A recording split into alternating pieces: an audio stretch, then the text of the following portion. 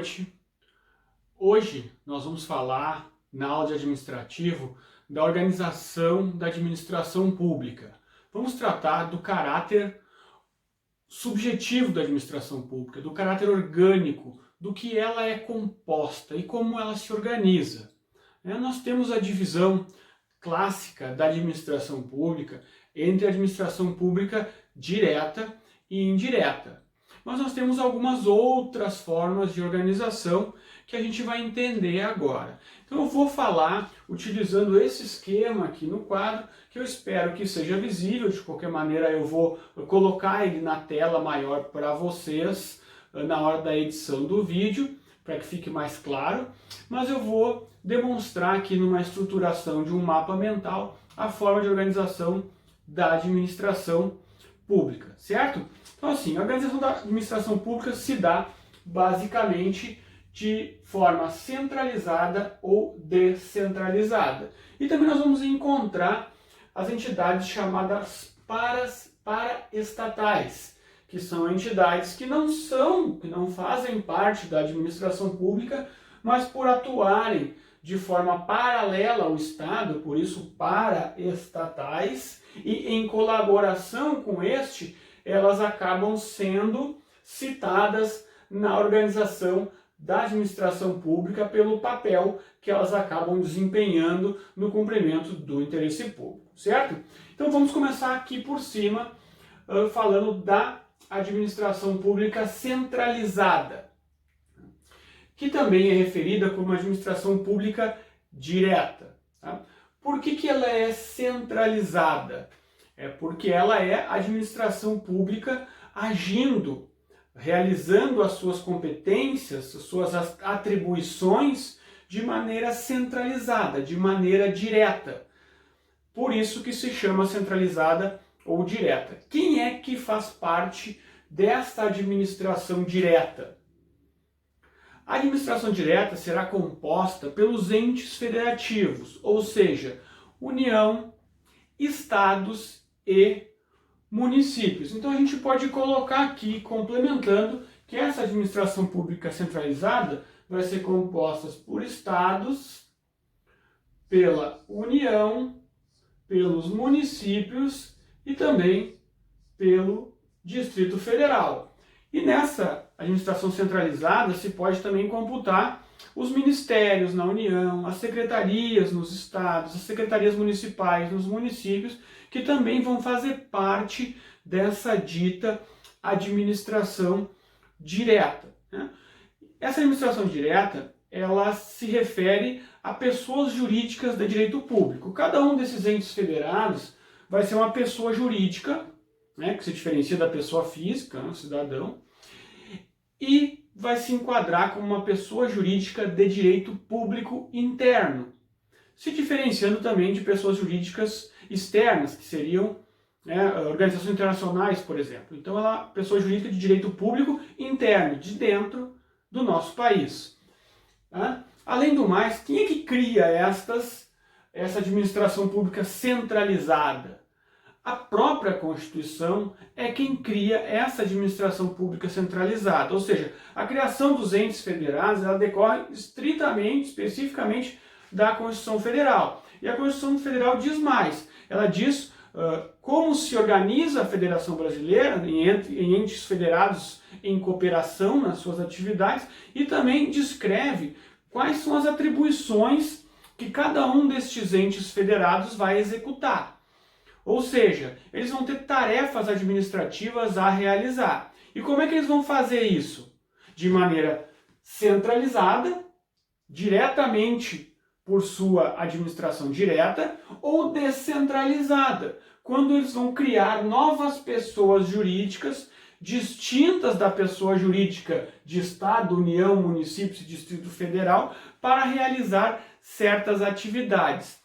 Esta divisão, essa criação de novas pessoas jurídicas para a realização de certas atividades vai se chamar administração pública descentralizada, tá? Ou que vai se dar através, mais especificamente, da administração pública indireta, mas também pode as atribuições serem delegadas para pessoas jurídicas. Mas eu vou explicar isso mais adiante. O que eu quero que vocês entendam aqui é essa divisão. Ela é centralizada porque a administração pública dos estados, municípios e da União realiza tarefas diretamente. Eu vou dar um exemplo mais concreto para ficar claro. Se a União resolve construir uma ponte em uma rodovia federal, como é que ela vai fazer? Ela pode contratar particulares para realizar a obra desta ponte, ou seja, vai fazer através da sua administração indireta, descentralizada, normalmente por delegação, ou então ela pode realizar esta obra diretamente, através da administração centralizada, da administração direta.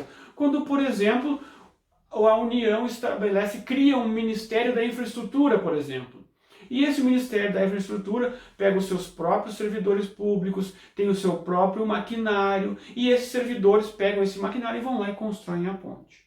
O que não é a praxe hoje em dia. A praxe, o mais normal, é contratar empresas para fazer esse tipo de atividades em nome do Estado. Mas, por exemplo, prestação do serviço de saúde ou prestação do serviço de segurança pública, né? A administração direta é quem faz esta prestação do serviço público de segurança, por exemplo. Ou seja, o Estado do Rio Grande do Sul vai ter uma instituição que faz parte da sua administração direta, centralizada, chamada Brigada Militar. Essa Brigada Militar vai fazer a prestação do serviço público de segurança. Então existem algumas atividades que eu não posso repassar a pessoas jurídicas de direito privado. Eu não posso contratar uma empresa para prestar segurança pública no estado do Rio Grande do Sul ou em qualquer outro estado da federação. Então o principal conceito aqui, eu vou ter a administração pública realizando suas tarefas, suas atribuições, suas competências através da sua administração direta, ou seja, prestando diretamente, ou de forma indireta. E aí ela faz por outorga ou por delegação. Quando ela faz por delegação, ela repassa o serviço a uma entidade de direito privado, seja ela pessoa jurídica ou pessoa física, e até mesmo para outras pessoas jurídicas de direito público. Mas isso aí a gente vai tratar mais aprofundado numa aula lá de concessão de serviço público. Aqui, o importante é só saber que existe essa possibilidade. Aqui na administração pública, nós vamos cuidar um pouco mais atentamente desta parte da outorga. Por quê?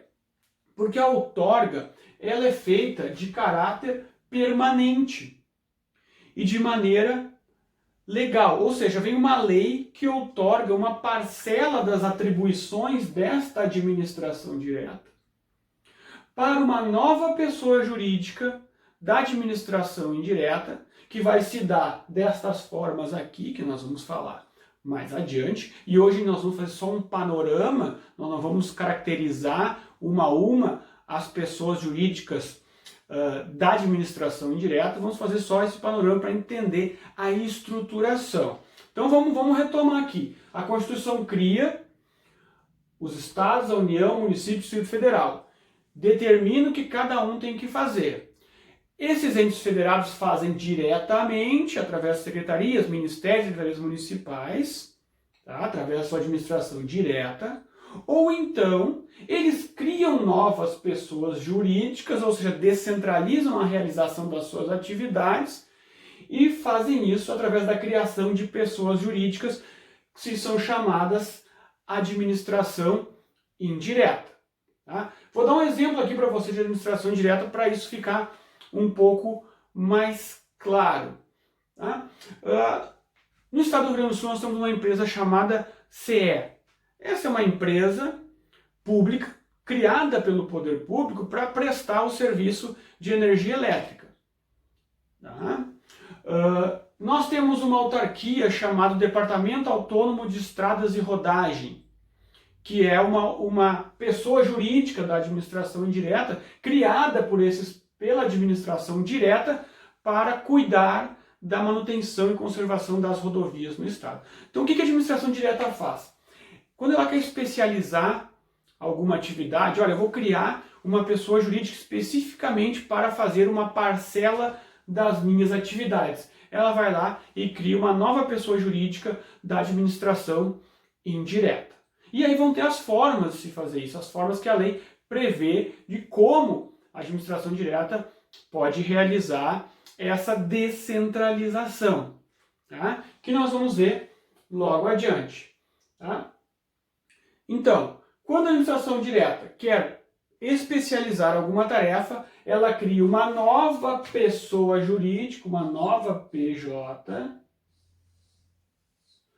que vai compor a administração indireta e vai se constituir em consórcios públicos, autarquias, fundações, empresas públicas ou sociedades de economia mista. E qual a diferença, professor, entre ter a realização por uma entidade direta ou criar uma nova pessoa jurídica para realizar estas atividades? As pessoas jurídicas, além da especialização, que vai ajudar na realização da tarefa, elas vão ser um pouco mais limitadas. Tá? Por exemplo, uma pessoa jurídica da administração direta, ela vai ter prerrogativas legislativas, ou seja, ela pode legislar para criar a administração indireta. A administração indireta não pode legislar, por exemplo. A administração centralizada, direta, pode se auto-organizar. Ela pode criar normas que organizam a sua atividade. Como, por exemplo, quando o município cria a sua lei orgânica, ou então o Estado cria a sua Constituição estadual, e a própria União, quando estabelece a Constituição Federal, colocando a sua organização e também de toda a estrutura federativa nacional. Um consórcio, uma autarquia, uma fundação, uma empresa pública ou uma sociedade de economia mista, ela não pode legislar, ela não pode se auto-organizar, ela simplesmente vai ser criada pela administração direta para executar aquela tarefa que foi a si determinada. Como, por exemplo, um banco público. Um banco público é uma empresa estatal, uma empresa pública ou uma sociedade de economia mista, né, dependendo da maneira como ele for criado, e o banco vai ser criado para realizar aquelas atividades que a lei lhe determina. Então, quer dizer, lá o Ministério da Economia, por exemplo, federal, resolveu que não queria cuidar diretamente da atuação no sistema econômico, no sistema bancário. Não queria concorrer no mercado com outros bancos. Então criou uma pessoa jurídica especificamente para fazer aquilo, que foi um banco público. Certo? Então eu posso fazer isso através da outorga. A outorga, ela vai ser feita por lei, sempre por lei, seja ela criada diretamente ou então autorizada pela lei, mas a lei sempre vai estar presente na criação, nesta descentralização, na criação destes entes, sempre vai estar presente, sempre vai ser feito isso por lei, tá? E eu vou ter que adotar alguma destas identidades, tá? Como, por exemplo, consórcios. Consórcios vai representar uma união entre entes federados para a realização de um serviço público de forma cooperativa. Tá? Por exemplo, eu preciso fazer a gestão de uma série de recursos de água em determinada região. Como, por exemplo, aqui no Vale do Rio dos Sinos, nós temos um consórcio que é feito por diversos municípios para fazer a gestão da bacia hidrográfica do Rio dos Sinos. Como esse Rio dos Sinos passa por vários municípios, o cuidado, a despoluição, a gestão do uso da água não pode ser feito por um município só. Precisa ser de forma colaborativa entre todos os municípios influenciados por essa gestão da água. O que esses municípios fazem? Um consórcio público, ou seja, eles se juntam, criam uma nova pessoa jurídica, que é chamada consórcio público, e essa pessoa jurídica vai receber recurso, um pouquinho de cada município, e vai ser utilizada para fazer essa atividade específica de gestão da bacia do Rio dos Sinos, como no nosso exemplo. Então os municípios, em vez de fazer isso diretamente, até porque vai ser mais eficiente fazer em colaboração, eles criam uma nova pessoa jurídica só para fazer isso. Se desincumbem da tarefa, especializam aquela tarefa e fazem de uma maneira articulada e cooperativa. Tá? Então, nós vamos depois analisar a estrutura de cada uma delas. Hoje é uma compreensão geral do que elas representam, do que elas são, tá? Para que elas são criadas. Um consórcio público são entes federados que vão agir em colaboração para atingir um fim comum, a prestação de um serviço público que é de interesse comum de todos esses entes envolvidos, e vão criar uma pessoa jurídica especificamente para isso. Ponto. Ok? Autarquias. A autarquia vai ser muito parecida com a estrutura da própria administração direta, mas no seu regime jurídico vai ser uma diferença muito pouco perceptível. Ela praticamente vai atuar e tal qual como se a administração pública atuasse diretamente. Aí tem o exemplo que eu dei há pouco, que é o Departamento Autônomo de Estradas e Rodagem. Então vai ter uma entidade, uma pessoa jurídica que vai ter uma certa autonomia. Por quê? Porque essa administração direta, ela não manda na administração indireta. Ela só fiscaliza. Ela realiza o ato de tutela. A administração direta em relação à indireta, ela cria a indireta e fiscaliza, ou seja, realiza a tutela da administração indireta. Mas não é o secretário, ou o ministro, ou o presidente quem manda nesta entidade aqui. Na prática, na vida real, até que manda. Mas, teoricamente, legislativamente, elas são autônomas. Elas têm completa autonomia. Algumas até que funcionam bem, tipo as empresas estatais, até que essa autonomia é mais sentida, mas as autarquias muito pouco. Nós vamos compreender isso mais ao longo da caracterização de uma delas. Agora é só entender o conceito geral de cada uma delas. Também, autarquias vão ser entidades, pessoas jurídicas criadas pela administração direta para realizar um fim específico para o qual foi criada sob a fiscalização da administração direta. Fundações.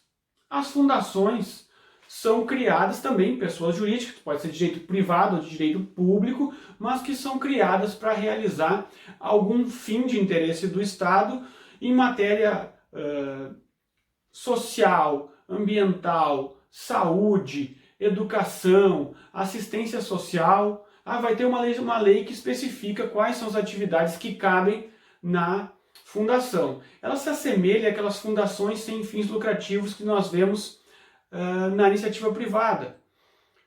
Como, por exemplo, tem uma fundação chamada, se alguém já viu, Thiago Gonzaga, é uma fundação que tem em Porto Alegre, que ela é criada para prevenir acidentes de trânsito, que pinta uma borboleta no asfalto. Tá? Mas essa é uma fundação privada. Só que o Estado também pode criar fundações desta natureza. Tá? Como, por exemplo, a FUNAI, que é uma fundação nacional de amparo ao índio, ou seja, de assistência ao indígena. Então, ela cria uma fundação específica para dar assistência aos indígenas. Tá? Então, essas ações relacionadas especificamente com assistência social, saúde, educação, meio ambiente, elas podem ser especializadas, descentralizadas, através de criação de entidades com esta roupagem, com esta figura de fundações. Certo? Muito bem. Empresas públicas e sociedades de economia mista são as empresas estatais. As empresas estatais, elas só podem ser criadas por motivo de relevante interesse coletivo ou de segurança nacional. Está lá descrito na nossa Constituição Federal. E para que elas servem? Elas são a forma do Estado atuar no domínio econômico. Ou seja, quando há uma necessidade do Estado prestar algum serviço, normalmente em concorrência com outras empresas privadas, ou mesmo até em regime de monopólio, ela cria uma empresa. Né? O Estado já teve muitas empresas e o processo de desestatização que ocorreu ali na década de 90 diminuiu bastante o número de empresas. Mas uma das empresas mais conhecidas no Brasil é a Petrobras. A Petrobras, ela não concorre no mercado, ela tem um monopólio da extração de petróleo no país. É uma empresa estatal. Nós temos no Rio Grande do Sul a CE, nós temos a Corsã, que se presta ao saneamento básico, que são empresas estatais que realizam o serviço público. Mas por que empresas estatais? Porque existem outras empresas que também prestam o mesmo serviço. Por exemplo, a CE presta o fornecimento de energia elétrica, mas ela concorre, na verdade ela acaba não concorrendo porque são divididos, mas ela concorre na busca de ganhar licitações e prestar esse serviço com outras empresas privadas, como a RGE, a S-Sul, né, que são privadas, mas que concorrem com a CE na prestação desse serviço. Outro exemplo de empresa pública que também ainda tem um monopólio, que é o caso dos Correios. Os Correios também são uma empresa pública que foi criada para prestar o serviço de logística, de entrega de correspondência, todos aqueles serviços que os Correios prestam. Tá? Então, a administração direta não quis cuidar dessa parte e criou uma empresa, descentralizou esse serviço, criou um ente da administração indireta na figura de uma empresa pública para prestar este serviço. Tá? E qual a diferença entre empresa pública e sociedade de economia mista? A empresa pública, ela é totalmente estatal, 100% do Estado. Enquanto a sociedade de economia mista, como o nome já indica, ela pode ser parte privada e parte pública, ou seja, ela pode vender ações na bolsa onde qualquer um pode comprar. O Banrisul, que é o banco aqui do estado do Rio Grande do Sul, que é um banco estatal, se eu quiser comprar ações do Banrisul na bolsa de valores e me tornar proprietário de uma parcela do Banrisul, eu posso fazer, sem problema algum. Desde que o Estado mantenha o controle acionário dessa empresa, ou seja, o Estado tem que manter em suas mãos pelo menos 51% das ações do Banrisul. Por isso que ela é uma sociedade de economia mista. Outra diferença entre empresa pública e sociedade de economia mista é o fato de as empresas públicas, você tem que lembrar lá do direito empresarial, podem ser criadas em qualquer forma permitida pelo direito empresarial. Qualquer forma que um particular pode criar uma empresa, essa empresa pública também pode utilizar da mesma maneira. Já as sociedades de economia mista só podem ser criadas no formato de sociedade anônima, de SAs. É a única maneira que aceita esta criação de sociedade. O macete aqui é lembrar que sociedade de economia mista, né, sempre vai ser realizada através da sociedade anônima. Tá? Sociedade anônima. Tá? Ou seja, o Estado se organiza dessa forma. Aí nós vamos encontrar todas as atividades estatais relacionadas com essa estruturação. Então, recapitulando aqui, nós temos a administração direta é o início de todo. Atividades de maneira direta, pelos entes federados, ou então criando pessoas jurídicas para realizar atividades específicas, utilizando, e aí vai chamar de administração indireta, e vai utilizar estas roupagens definidas, tá, pela legislação: consórcios, autarquias, fundações, empresas públicas e sociedades de economia mista. Tá? Agora, eu não posso confundir alguns conceitos. Tá? Quando eu falo em descentralização administrativa através da outorga ou da delegação, eu não posso confundir com descentralização política. Tá? Isso aqui é descentralização administrativa.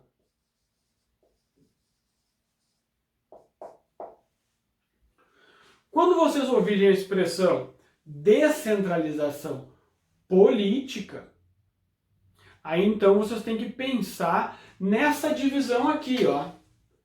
Estados, União, municípios e Distrito Federal. Essa aqui vai ser a chamada descentralização política. Por quê? Porque a descentralização política ela tem a ver com a forma com que a nossa Constituição distribuiu as tarefas entre os entes federados. Ou seja, a União legisla sobre tais e tais assuntos e realiza tais e tais ações e atribuições. Os estados legislam sobre tais e tais assuntos e realizam tais tarefas. E da mesma forma, os municípios. Isso é descentralizar o poder político. Descentralizar as ações políticas. Isso se chama descentralização política. Já esta estrutura que nós falamos até agora se chama de descentralização administrativa. Tá? Por isso que estes entes aqui são chamados de entidades políticas. Enquanto que estes entes aqui, o CAFES, né, a palavra CAFES é justamente para ajudar a memorizar, né, consórcios, autarquias, fundações, empresas públicas e sociedades de economia mista. Estas entidades aqui são chamadas de entidades administrativas. Por quê? Porque elas não têm poder político, elas não legislam, elas não criam novas entidades, diferente dessas entidades políticas aqui que compõem a ideia de administração pública direta ou centralizada. Tá? Então isso é importante que fique claro. Outra palavra que pode gerar algum tipo de dúvida é a palavra desconcentração.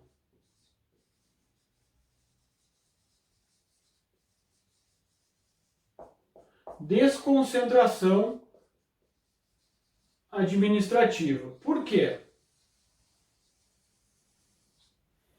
A descentralização administrativa, ela se refere à possibilidade dos entes políticos criarem novas pessoas jurídicas, descentralizando assim a sua atuação.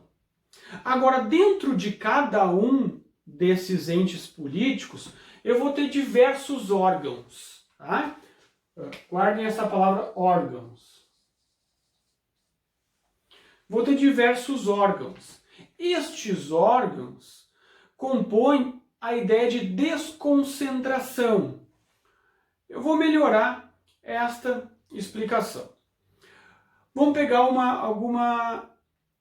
alguma entidade da administração pública. Polícia Rodoviária Federal. Tá? A Polícia Rodoviária Federal, ela é ligada à União, né, por isso que ela é federal, ela é ligada à União. Só que ela se organiza internamente, quando eu estou falando dessa organização aqui, eu estou falando de uma organização externa da administração pública. Mas eu tenho aquela organização interna que se chama desconcentração. Por exemplo, eu vou ter um chefe geral lá da Polícia Federal, aí eu vou ter uma subchefia, eu vou ter uma superintendência regional do Rio Grande do Sul, uma superintendência regional de Santa Catarina, uma superintendência regional não sei da onde, e aí eu vou ter uma série de hierarquias de poder, desde o chefe do órgão até o escalão mais baixo, que normalmente é o estagiário, pobre do estagiário, sempre só para o estagiário. Tá? Mas eu vou ter uma hierarquização onde eu vou ter uma divisão de tarefas e de poder internas ao órgão. Isso eu vou encontrar em qualquer órgão, até mesmo no Tribunal de Justiça, no Poder Legislativo, qualquer órgão público eu vou encontrar uma organização interna. Uma desconcentração de poder, de organização, de atribuições que é feita internamente ao órgão. Isso se chama desconcentração. Eu desconcentro as atividades e o poder para melhorar essa atividade. Ela tem a mesma ideia geral de melhorar a prestação do serviço público da própria descentralização explicada aqui nesse esquema. A diferença é que ela é feita internamente e tem no seu conjunto a ideia de órgão público.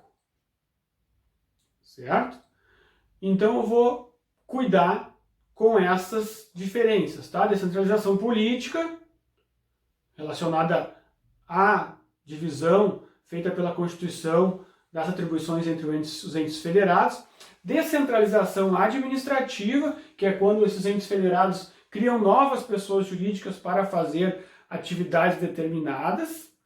Vou ter a desconcentração administrativa, que é quando eu organizo dentro do órgão público, criando novos departamentos, novas superintendências, e aí eu vou pegar e vou colocar no material para vocês o organograma de algum órgão público que vai deixar bem claro como é que se divide, o que representa essa desconcentração interna dos órgãos públicos. Tá? Você vai encontrar isso praticamente em todos os órgãos públicos. Tá? Por fim, né, nós vamos falar das paraestatais, que são, como eu tinha referido no início, entidades paralelas ao Estado. Elas atuam como um auxiliar do Estado, mas não fazem parte da administração pública. Elas são entidades particulares que atuam em colaboração com o poder público, das mais diversas formas, recebendo recursos para prestar certa atividade, recebendo infraestrutura, até mesmo servidores públicos para realizar tarefas que sejam interesse do Estado, né? E obviamente, nesse contexto, de interesse da sociedade, de interesse coletivo, de interesse público. Tá? Então, como características dessas paraestatais, nós vamos ter essa ideia de cooperação com o Estado, nós vamos ter esta ideia de realização de atividades de cunho social, de cunho de interesse coletivo. O Estado não vai fazer um convênio, não vai fazer uma parceria com uma atividade que não há nenhum interesse público. Lembrem lá da questão da impessoalidade. Eu não posso buscar atingir fins que não sejam de interesse da coletividade, que sejam interesses pessoalizados. Então, vão ser atividades consideradas sociais. E, por fim, estas entidades privadas não podem possuir fins lucrativos. Elas têm que ser filantrópicas. Elas não podem visar o lucro, porque aí elas desvirtuariam um pouco desta atividade estatal. Isso eu estou falando com relação às paraestatais, as que atuam em colaboração. Isso não tem nada a ver, por exemplo, que quando eu faço a descentralização por delegação e contrato uma empresa, pessoa jurídica, privada, para realizar a manutenção de uma rodovia, como se vê na implantação dos pedágios. Eu contrato uma empresa pública para fazer alguma atividade, em contraprestação eu vou pagar essa empresa privada para fazer essa atividade de interesse público. Tá? Nesse caso, é natural que essa empresa privada tenha a intenção de aferir lucro. Não há problema nenhum. Tá? Mas eu não vou tratar ela no mesmo regime de obrigações e direitos do regime que eu trago para este tipo de entidade, as paraestatais. Certo? Então, cuidado. Não é que eu não possa ter envolvimento nas atividades estatais de empresas privadas que visem o lucro. Posso sim, eu posso contratar, através da delegação, uma empresa pública, uma empresa privada para realizar determinada atividade em nome do Estado. Não há problema nenhum. Se contrata, o Estado contrata com muita frequência empresas para fazer o tratamento do lixo, contrata empresas para fazer manutenção de rodovias e por aí vai. Porque às vezes o Estado entende que é mais vantajoso contratar uma empresa privada, mesmo que eu tenha que pagar essa margem de lucro que ela coloca nas suas atividades, porque é da natureza da atividade aferir lucro, né? É da iniciativa privada buscar o lucro. Ninguém, exceto essas empresas aqui, essas entidades paraestatais que atuam por amor à camiseta, em prol do coletivo e por isso recebem uma relação especial com o Estado, as empresas privadas sempre vão buscar aferir o lucro. Tá? Então não é que eu não possa ter empresas privadas, eu tenho sim, mas lá no regime de delegação, contratado, pago sem problema nenhum. Nas paraestatais, eu vou utilizar esta regulamentação que se refere a elas para essas entidades que não têm fins lucrativos. Tá? E quem vão ser estas paraestatais na prática? Primeiro exemplo, Sistema S. O que é o Sistema S? SESI, SENAI, SENAT, SENAC, que fazem uma série de atividades, normalmente relacionadas à educação, que são do interesse da administração pública que eles aconteçam. Por quê? De certa maneira, o Estado acaba se desincumbindo dessa tarefa e jogando lá para as entidades privadas, porque seria obrigação do Estado prestar saúde. Claro, e educação, e assistência social. Claro que ele presta também. O Estado, qualquer um ente federado, vai ter uma secretaria, um Ministério da Assistência Social, vai ter um Ministério da Educação, vai ter um Ministério da Saúde, também vai prestar essas atividades. Mas se eu tenho outras entidades que eu não preciso botar a mão, não preciso me ocupar, e elas também estão fazendo atividades que são do interesse da coletividade, por que não fomentar estas entidades ao invés de ter que aumentar a estrutura da administração direta? Então o Estado fomenta essas entidades como o Sistema S. Também as OCIPs. O que são as OCIPs? São as organizações da sociedade civil de interesse público. São as antigas ONGs. Não que as ONGs não existam mais. As ONGs existem, organizações não governamentais, as ONGs ainda existem, mas se elas quiserem receber recursos públicos, se capacitar a esta tarefa de ser uma paraestatal, elas têm que estruturar a sua entidade, que é uma entidade privada, de uma maneira determinada por lei. Na medida que elas se cumprem essa legislação, elas se capacitam para se tornar, deixar de ser ONG e se tornar uma OCIP. E por consequência disso, elas vão poder receber recursos públicos para realizar atividades de interesse da coletividade e de cunho social. Tá? Organizações sociais. As organizações sociais, o principal exemplo são as Santas Casas. As Santas Casas são esses hospitais enormes que prestam atividade de saúde, mas não são hospitais públicos, especificamente. São entidades privadas, filantrópicas, sem fins lucrativos, que realizam uma atividade que o Estado tem interesse em fomentar, que inclusive é da competência do próprio Estado, que é a prestação de saúde no caso das Santas Casas.